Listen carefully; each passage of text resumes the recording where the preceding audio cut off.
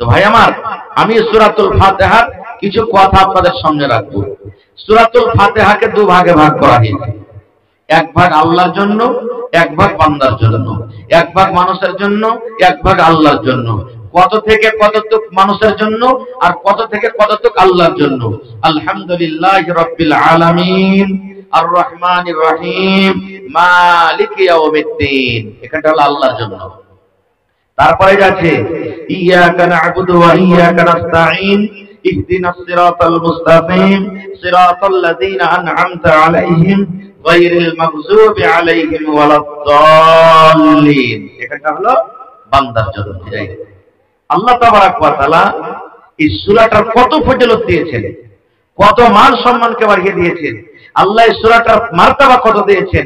একটা হাদিস আপনাদের সামনে তুলি। কি নবী আমার বলেছেন, লা সালাতা লিমান লাম ইয়াকরা বিফাতিহাতিল কিতাব। নবী আমার বলেছেন, উম্মত রে, তোমার কোন নামাজ হবে না, তোমার ফরজ নামাজ হবে না, তোমার ইফতারের নামাজ হবে না, জানাজার নামাজ হবে না, তাসবিহ তাহলিলের নামাজ হবে না, হে আমার উম্মত জুমার নামাজ হবে না, তোমার তারাবির নামাজ হবে না, দুনিয়ার কোন নামাজ তুমি যদি পড়ো তোমার নামাজ হবে না। কতক্ষণ নামাজ হবে না? নবী আমার বলেছেন, যে রাকাতে যে নামাজে তুমি সূরাতুল ফাতিহা তেলাওয়াত না করতে পেলে, যে রাকাতে তোমার সূরাতুল ফাতিহা তেলাওয়াত ছুটে গেল, যে সূরাতে তুমি যে রাকাতে সূরাতুল ফাতিহা পড়তে পেলে না, নবী বলেছেন ওই নামাজ তোমার কিন্তু হবে না। সোজাসুজি কথা। একটা বুখারী শরীফের হাদিস আছে, যে রুকু পেয়ে গেল উরি কাত পেয়ে গেল, যে রুকু পেয়ে গেল উরি কাত পেয়ে গেল, অর্থাৎ রিকাতের ফজিলত পেয়ে গেল। সূরাতুল ফাতিহা, আমি এটা ইখতিলাফি মাসলা আছে, মেলাই ওলামায়ে কেরাম কিছু কিছু বলেছেন, কিন্তু সোজা মাসলা বুঝলেন সূরাতুল ফাতিহা আপনাকে নামাজে তেলাওয়াত করতে হবে। একটা উদাহরণ দিচ্ছি আপনাকে। মাগরিবের নামাজ চলছে, এশারের নামাজ চলছে, ধরেন কোন টাইমের নামাজ চলছে, আর আপনি মসজিদে ঢুকছেন নামাজ পড়ার জন্য। ইমাম সাহেব সূরাতুল ফাতিহা শেষ করে দিয়েছেন, এবার সূরাতুল কাফিরুন, সূরাতুল ফিল বা অন্যান্য সূরা পড়তে শুরু করে দিয়েছে।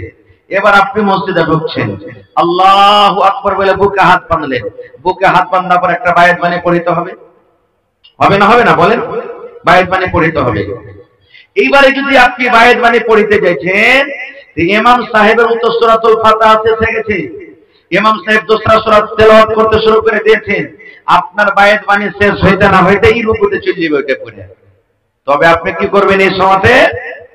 এই মুসলমান, ওই সময়তে ওই টাইমে বায়াত বাণী আপনাকে পড়তে হবে না, বায়াত বাণী আপনি ছেড়ে দেন। বায়াত বাণী আপনাকে ছেড়ে দিতে হবে। আল্লাহু আকবার বলে বুকে হাত বাঁধলেন, আর হাত বাঁধার পর আউযু বিল্লাহি মিনাশ শাইতানির রাজিম বিসমিল্লাহির রহমানির রহিম এগুলা পড়ার পর গোটা সূরাতুল ফাতিহা আপনি পড়লেন। আর সূরাতুল ফাতিহা পড়ার পর ইমামের সাথে আপনি রুকুতে চলে যান, তাহলে আপনি রাকাতটা পেয়ে গেলেন। কিন্তু মুসলমান, যদি আপনি বায়াত বাণী পড়তে আছেন আর পড়তে পড়তে যদি সূরাতুল ফাতিহা তেলাওয়াত না হলো, ইমাম সাহেব রুকুতে চলে গেলেন, আপনিও তার সাথে সাথে রুকুতে চলে গেলেন, যদি সূরাতুল ফাতিহার তেলাওয়াত আপনি নামাজের ভিতরে করতে পেলেন না, নবী বলেছেন ওই রাকাতটা তোমাকে ইমামের সালামের পর তোমাকে আদায় করতে হবে। ওই রাকাতটা তোমাকে ইমামের সালামের পর তোমাকে পড়তে হবে। বায়াত বাণী যদি ছুটে যায় নামাজ হয়ে যাবে, কিন্তু সূরাতুল ফাতিহা যদি ছুটে, রাসূল বলেছেন তোমার নামাজ হবে না। তাহলে এক নম্বর ফজিলত আপনি শিখে নিলেন। দুই নম্বর, সূরাতুল ফাতিহার কয়েকটা মানা আছে। সূরাতুল ফাতিহার নাম হলো সূরাতুল ফাতিহা, সূরাতুল ফাতিহার নাম হলো উম্মুল কোরআন, সূরাতুল ফাতিহার নাম হলো সূরা সাবিআ মাসানি, সূরাতুল ফাতিহার নাম হলো সূরাতুল হাম, সূরাতুল ফাতিহার নাম হলো সূরাতুশ শুকর, সূরাতুল ফাতিহার নাম হলো সূরাতুদ দুআ, সূরাতুল ফাতিহার নাম হলো সূরাতুশ শিফা। এই করে করে মুসলমান সূরাতুল ফাতিহার 20টা পর্যন্ত নাম রয়েছে। কয়টা? 20টা নাম রয়েছে। যদি আপনাকে কেউ জিজ্ঞাসা করে দে ভাই সূরা উম্মুল কোরআন জানো জি, এমন দেখতে হবে না যে উম্মুল কোরআন কোন সূরা রে ভাই, যে সূরাটার নাম সূরাতুল ফাতিহা ওই সূরাটার নাম হলো উম্মুল কোরআন। আপনাকে যদি কেউ বলে ভাই সূরা সাবে মাসানি জানো, এমন দেখতে হবে না, কারণ যে সূরাটার নাম সূরাতুল ফাতিহা ওই সূরাটার নাম সূরা সাবে মাসানি। এরকম ভাবে আপনাকে পড়তে হবে। আর একটা ফজিলতের কথা আপনার সামনে বলে দিই। কিছু সাহাবায়ে কেরাম আল্লাহ রাসূলের জামানাতে লড়াই করে তিজারত করে সফর থেকে বাড়ি থেকে আসছিলেন, মদিনা আসতেন, বাড়িতে আসতেন, আস্তে আস্তে রাইট হয়ে গেল। তখন মোবাইল কোনটা পাবেন, এই জার্নিটার লাইন কোনটা পাবেন, তখন এই তো 10-15 বছর থেকে এগুলো এসেছে। এখন গাড়ি ঘোড়ার তখন জামানা ছিল না, হাইটা উঠে ঘোড়াতে এগুলো সব মোটামুটি যারা এখানে বয়স্ক মানুষ আছেন, আমার ওস্তাদে মুহতারাম বসে আছেন, এরকম বয়সের যত মানুষ আছেন, বাড়ি থেকে আজ থেকে 25 বছর আগে হাইটে গেছে গোলাপবাগ পূর্ণিয়ার ওখান থেকে সওদা কিনা হাইটে এসেছে, গেছে না যায়নি। আর এখন মোটর সাইকেলে যেতে খোঁজে ওগো মাকে খাস্তানা হয়ে গেল, খাস্তানা হয়ে গেল, হাইটে হাইটে গে ছেড়াইছে। তো আল্লাহ রাসূলের জামানা 1400-1500 বছর হইতে গেছে, ওই জামানাতে তখন গাড়ি ঘোড়া কোনটা পেবেন ভাই, আজ থেকে 10-15 বছর আগে বিয়ে গেছে তো টাপুরের গাড়িতে গেছে, গেছে না জানি। এখন টাপুরের গাড়ি যাবে, খাইতে দিবে না কাউকে, বলে কবে লজ্জা লাগছে। কিছুদিন ট্রাক্টর চললো, কিছুদিন সওয়ারি চললো, এখন সওয়ারিটা উঠে যাবে ছাক্কা Bolero Scorpio, Bolero Scorpio, Bolero Scorpio, এগুলো শুধু দিচ্ছে। দেখেন তো তখন গাড়ি ঘোড়া কোনটা পেবেন। সাহাবায়ে কেরাম রাস্তাতে হাঁটছেন হাঁটছেন, রাইট হয়ে গেছে। একবার লম্বা ঘটনা ছোট করে বলছি। এবারে একটা গ্রাম ঢুকেছে, তো ইহুদির গ্রাম, এটা ইহুদির গ্রাম। মুসলমানেরা এসে গ্রামের লোককে বলছেন যে ভাই রাইট হয়ে গেছে, আজ রাইট তোমরা আমাকে গ্রামে থাকতে দেবে না। মুসলমানের দুশমন ভাই সব দিনই, কিন্তু এই নতুন এই জমানাতে নয়, সব দিন। ওই গ্রামের ইহুদিরা বলছে তোমরা মুসলমান, তোমরাকে থাকতে দেবো না গ্রামে। মুসলমানেরা কি করবে, যখন থাকতে দিলে না, গ্রাম থেকে বাহিরে খানিক দূরে যে তাম্বু টাম্বু টাইনে ওখানে ওরা রাইট কাটাতে লাগলেন, যে ভোর হবে তখন এখান থেকে যাব। আল্লাহর মাসলাহাত কি, ওই ইহুদির গ্রামের মোড়ল যে ছিল সরদার, ওকে বিষাক্ত জানোয়ারে কামড়ে লেছে, সাপ কোন বিচ্ছু হোক। এমন এমন বিচ্ছু আছে, একটা বিচ্ছু আছে আমি নাম ভুলছি, সাপের মতন ওর জহর, কামড়ে নিলে ওতে মানুষও মরে যায়, এরকম তার জহর। এরকম বিষাক্ত জানোয়ার হয়, সাপে হোক বা বিচ্ছুতে হোক কামড়ালছে, বিষ লেগে গেছে। এখনকার মতন কোনটা, তখন ডাক্তার পাবেন, আরে সাপে কামড় দিয়েছে তাড়াতাড়ি করে সদর হসপিটাল নিয়ে চ, উমুককে দাগ তুমুককে দাগ, কোথায় পাবেন। এবারে কি করে ভালো হবে, কেমন করে ভালো হবে, ছটফটি লেগে গেল।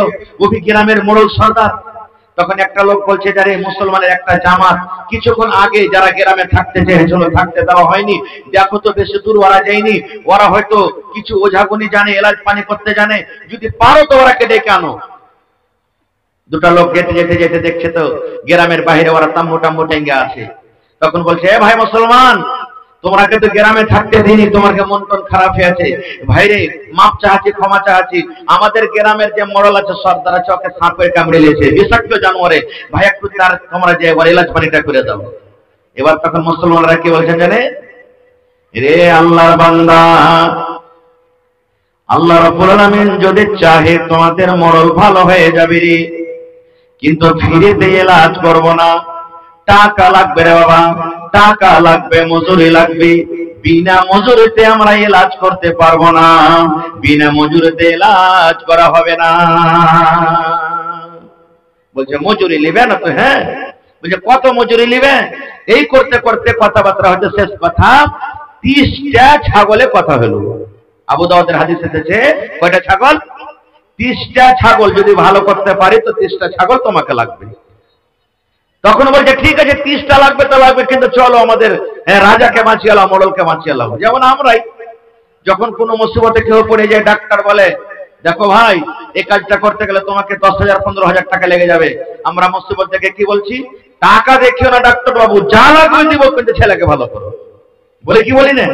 তো ওরা বলছে যে আমাদের গ্রামের মোড়লকে কামড়ে নিয়েছে, যা লাগবে যা লিবে দিব, কিন্তু চলো। এবার চলে এলেন, বলছে কই তোমাদের মন্ডল। এবার মন্ডলকে বসে আছে কিংবা শুতে আছে। এবার মন্তর পড়ে ফোঁক দিতে লাগলেন, ঝাড়ু দিতে লাগলেন, ফোঁক দিতে লাগলেন, ফোঁক দিতে লাগলেন, ফোঁক দিতে লাগলেন। কেমন ফোঁক, এখনকার পরিবেশেরা যেমন ফোঁক দেয়, যদি ওরা জিন ধরে ভোট যদি ধরে, মশানকে যখন ধরবে, সামনে ওরে আল্লাহ আগরবাতি রেখে দিবি, সামনে পেড়া রেখে দিবে, সামনে মতের চড়ে লাড্ডু রাখবে, আর সুন্দর করে হাতে এখন তুলসীর পাতা ধরিয়ে দিবে। আর ধরিয়ে দেওয়া তখন বলবে, কালো কালো তুলসীর পাতমা গো, কালো দরিয়ার পানি, কালো কালো তুলসীর পাতমা গো, কালো দরিয়ার পানি, কোথায় আছো তোরা ডাকনি, ছেঁচো দরিয়ার পানি মাগো, ছেঁচো দরিয়ার পানি। নাকি শিরকি কথায় গলা। এ আমার মায়েরা, এ খালারা, দিদিরা, নানিরা, যদি কোনো মা, যদি কোনো খালা, কোনো ভাই এই সমস্ত পড়িতে পড়িতে যদি মত হয়ে যায়, মত যদি হয়ে যায় রে মা, আর যদি তওবা না করতে পান, বিনা তওবাতে যদি মত হয়ে যায়, মারে, খালারে, ভাইরে, নামাজ পড়তে গেল আল্লাহর জাহান্নাম যেতে হবে, তেলাওয়াত করতে গেল আল্লাহর জাহান্নাম যেতে হবে, রোজা রাখতে গেল আল্লাহর জাহান্নাম যেতে হবে। কারণ আল্লাহ রাব্বুল আমিন জীবনের ইচ্ছা করতে গেলে সব গুনাহকে মাফ করতে পারবে। আপনার জীবনের চোরের গুনাহ আল্লাহ মাফ করতে পারবে, আল্লাহ জীবনে জেনার গুনাহ মাফ করে দিবে, আল্লাহ জীবনে হয়তো আপনার নামাজ ছাড়া গুনাহ মাফ করে দিবে, রোজা ছাড়া গুনাহ মাফ করে দিবে। আল্লাহর ইচ্ছা, আল্লাহ যদি চাহে তো আপনাকে মাফ করবে কিংবা সাজা দেবে। কিন্তু বন্ধুরে, যদি কোনো মানুষ শিরক করে মরে যায়, তওবা না করে, আল্লাহ বলেন আমি এই গুনাহকে কোনোদিন মাফ করব না। নারে তাকবীর। আল্লাহ বলছেন একে মাফ করব না। শেষ কথা, সাহাবী ফোঁক দিতে লাগলেন, ফোঁক দিতে যায়, ফোঁক দিতে যায়, ফোঁক দিতে যায়, ফোঁক দিতে যায়, বারবার ফোঁক দেয়, বারবার ফোঁক দেয়, বারবার ফোঁক দেয়। ফোঁক দিতে দিতে দিতে একবারই গ্রামের মন্ডল চাঙ্গা হয়ে গেল, ভালো হয়ে গেল, ফোঁক দিতে দিতে ভালো হয়ে গেল। এবার কথা মতন কিছুটা ছাগল দিয়ে দেওয়া হলো, ছাগল হাঁকিয়ে নিজের দলে চলে গেলেন। একজন সাহাবী বলছেন যে ওকে জবাই করো একটাকে, আর একজন বলছেন না, না রে ভাই, না না, জবাই করতে হবে না। বলছে কেন জবাই করতে হবে না? বলছে করবে জি, কইরা তুমি ছাগল পেয়েছো, তুমি ডাক্তারি করে ছাগল পেয়েছো, এই ছাগল খাওয়া হালাল আছে কি হারাম আছে? আমরা অতক্ষণ পর্যন্ত জবাই করব না রে, যতক্ষণ পর্যন্ত এই ব্যাপারে নবী মুহাম্মদ সাল্লাল্লাহু আলাইহি সাল্লামকে ফতোয়া জিজ্ঞাসা না করব। মেলায় কাজে আমরা হঠধর্মী করি, হ্যাঁ যা হবে হবে হয়ে যায়, আরে যা হবে হবে হয়ে যায়, আরে চলো করে নাও। মেলায় কাজ এরকম আছে, যেমন একটা উদাহরণ দিচ্ছি, কোন ছেলে, কোন বেটি ছেলে, বেটি ছেলে জেনা ব্যভিচার করে নিয়েছে, বেটি ছেলে হয়তো বিয়ে হওয়া, এরকম হয়েছে না, হয় না? বেটি ছেলেটা বিয়ে হয়, বেটা ছেলে বিয়ে হয়, বা বেটি ছেলেটা বিয়ে হয়, বেটা ছেলেটাই ভি জেনা হয়ে গেল, ধরা পড়ে গেল। ওর পুরুষটা তখন কইছে আমি এরকম বদ বেটি ছেলেকে রাখবো না বাড়িতে। তালাক হয়েছে না, হয় না? সমাজের মানুষ তালাক করে দিচ্ছি আমরা, তালাক হয়েছে। কিছু মানুষ তখন কইছে আপ কি করতে হবে? তো শরীয়তের ফয়সালা হলো কি, 2 মিনিট, শরীয়তের ফয়সালা হলো কি যে ওকে ইদ্দত পালন করার পর তখন অন্যর সাথে বিয়ে হবে। কিন্তু মেলায় মানুষ বলে কি, হে মাওলানা দেখো না জি হাদিসের কোন পাতাতে দেখো, কোন কোনাতে দেখো, আরে দেখো কোন পাতাটা মিলছে, মানে কোন ভাবে আমরা একটা নাজায়েজকে জায়েজ করে দেব, এরকম ভাবে আমরা লেগে থাকছি। কিন্তু সাহাবীর আমল দেখেন, বলছেন না রে ভাই না, না রে ভাই না, জবাই করা চলবে না, খাওয়া চলবে না, যতক্ষণ পর্যন্ত এই ব্যাপারে আমরা নবীকে ফতোয়া জিজ্ঞাসা না করব, ততক্ষণ পর্যন্ত আমরা কেউ বকরি জবাই করে খাবো না, ছাগল জবাই করে খাবো না। এবার একদিন, 2 দিন, 3 দিন, 5 দিন, 6 দিন লাগলো, মদিনায় হাজির হয়ে গেলেন, মদিনা চলে গেলেন। এবার সাহাবার জামাত নবীর দরবারে হাজির হয়ে গেলেন। এবার গোটা রাস্তাতে যা ঘটনা ঘটেছিল সব শুনে দিলেন। এবার নবীকে বলছেন, নবী গো এরকম ভাবে ঝাড় ফুঁক করে আমরা 30টা ছাগল পেয়েছি গো নবীজি, 30টা আমরা বকরি পেয়েছি, কিন্তু আমরা জবাই করে খাইনি, আমরা তাকে গোশত বানিয়ে খাইনি, সুন্দর করে তাকে আমরা আমানত হিসেবে নিয়েছি। নবী গো এটা আমাদের নেওয়া কেমন হয়েছে গো নবীজি, এটা আমাদের নেওয়া কেমন হয়েছে দয়া করে বলেন।